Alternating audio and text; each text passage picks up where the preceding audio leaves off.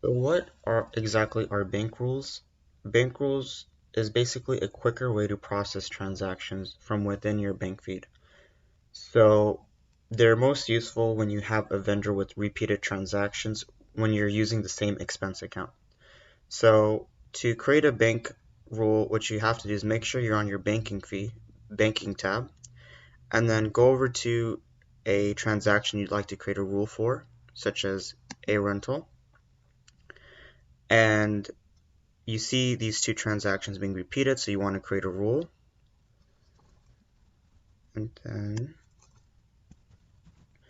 you want to create a rule from this transaction. And you want to make a name for this rule. And one thing about bank rules is you can make them as specific or generic as you'd like. I prefer keeping them more generic since that's what helps QBO identify the vendors best. So the amount I use of the transaction is always changing, so I don't want to use that.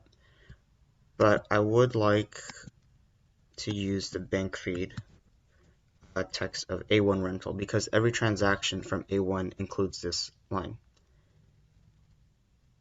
And then after that, I select the payee, so A1 rental, and this is an ongoing equipment rental expense.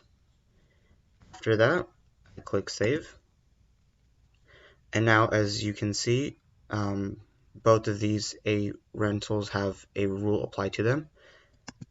And then after that, you can just click accept and accept add. Thank you.